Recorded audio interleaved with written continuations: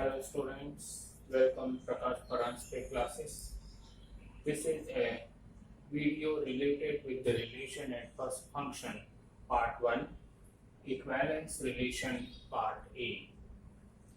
यहाँ पर हम लोग पहले देखते हैं कि व्हाट इज रिलेशन. रिलेशन हमारी जिंदगी का एक ऐसा कहिए जुड़ा हुआ है कि उसके बिना हमारा जिंदगी हो ही नहीं सकती. हमारे पारिवारिक रिलेशंस होते हैं, संबंध होते हैं, हमारे स्कूल के अपने कुछ संबंध होते हैं और हमारी पूरी जिंदगी जो है कहीं ना कहीं संबंधों से जुड़ी हुई रहती है. उसी को हम लोग इंग्लिश में रिलेशन कहते हैं. उसी हिसाब से यदि हम मैथमेटिक्स की बात करें तो मैथमेटिक्स में भी हमारे रिलेशंस जो रहते हैं वो बहुत इंपॉर्टेंट हैं. आप लोगों के रिलेशंस जैसे कि हम लोगों ने क्लास 11th में पढ़ा था सेट और उसके बाद में पढ़ा था रिलेशन एंड फंक्शंस. क्योंकि ये दो चैप्टर्स ऐसे थे जो कि अभी तक हम लोगों ने क्लास 10 पर पढ़े ही नहीं थे और 11th में जाकर के सेट एक बिल्कुल ही नया और रिलेशन के भी कंसेप्ट्स जो हैं बहुत ही कम थे. तो इसकी वजह से ये चैप्टर हम लोगों को थोड़ा सा डिफिकल्ट लगता है.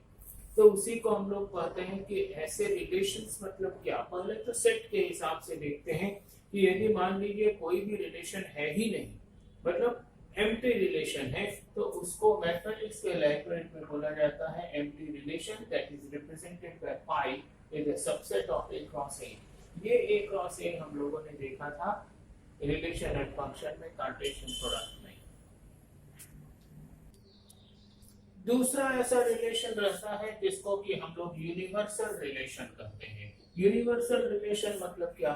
यदि मान लीजिए कोई भी सेट है जिसमें ए एलिमेंट्स हैं और वो सेट ए का नाम ही जो है हम लोगों ने दे दिया ए एलिमेंट्स ऑफ सेट ए.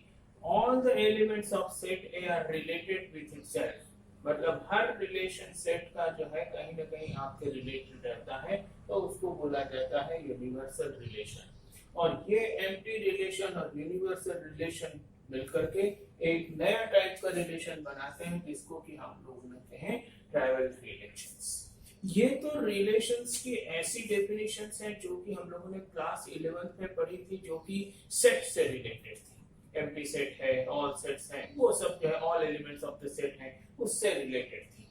अब हम लोगों को क्लास 12th में जो पढ़ना है वो थोड़ा से अलग टाइप के रिलेशंस हैं जिनके की मेजॉरिटी मतलब मेन नाम है आपके रिफ्लेक्सिव, सिमेट्रिक और ट्रांजिटिव. रिफ्लेक्सिव रिलेशन में क्या रहता है, कोई भी एलिमेंट खुद का ही जो है अपना इमेज फॉर्म करता है that is represented x is belongs to r. ये r मतलब रिलेशन है और हमारे जितने भी नंबर सिस्टम या जो कोई भी रिलेशंस है वो रियल नंबर्स से रिलेटेड है. तो ऐसे समय x, r x is belongs to r. तो x, x is belongs to r का मतलब रहता है it is a ordered pair और इसको हम लोग लिख सकते हैं जो कि एलिमेंट x जो है वो रिलेटेड है. मतलब आपके जो फंक्शंस रहते हैं वो फंक्शन से ही रिलेटेड रहते हैं, जिसके बारे में हम लोग बाद में बात करेंगे. तो ये हो गया आपका कंडीशन ऑफ रिफ्लेक्सिव. उसके बाद में सिमेट्रिक ये रहता है कि x और y यदि दो एलिमेंट्स हैं किसी भी आपके रिलेशन के, तो ऐसे समय xy यदि बिलोंग्स टू r है तो implies दैट मतलब y is x और also related with x. इसको हम लिख सकते हैं x r y implies that y r x. ये जो हमारा साइन है इस साइन को हम लोग बोलते हैं implies that. मतलब ये रिलेशन होगा तो ये भी रिलेशन हो जाएगा. तो मतलब ये दो एलिमेंट्स का रिलेशन हो गया, एक एलिमेंट का रिलेशन हो गया. और यदि मान लीजिए तीन एलिमेंट्स के रिलेशन आ गए x y z is belongs to r, तो ऐसे समय x y एक ऑर्डर पेयर है जो कि रिलेशन रखता है, y z आपका एक ऑर्डर पेयर है जो कि रिलेशन रखता है. और ये दोनों को यदि हम कंबाइन करते हैं तो x z भी आपका एक ऐसा एलिमेंट होगा जो कि ऑर्डर पेयर होगा जो कि आपका रिलेशन रखेगा. तो इसलिए हम कहते हैं कि जब ये रिफ्लेक्सिव, सिमेट्रिक और ट्रांजिटिव यदि रिलेशंस आपके सेटिस्फाई यदि कोई रिलेशन करता है तो जिसको बोलते हैं इक्विवेलेंस रिलेशन. और हमारे एग्जामिनेशन में क्लास 12 में इक्विवेलेंस रिलेशन से क्वेश्चंस एग्जामिनेशन में आते हैं. Show that the relation R on the set 1 2 3 elements of set हैं given by R is equal to, कैसा रिलेशन है 1 2 3 सेट्स का जो है 1 1 2 2 3 3 और 1 2 और 2 3 is reflexive but neither symmetric nor transitive. अब रिफ्लेक्सिव प्रॉपर्टी जो है हमारी, रिफ्लेक्सिव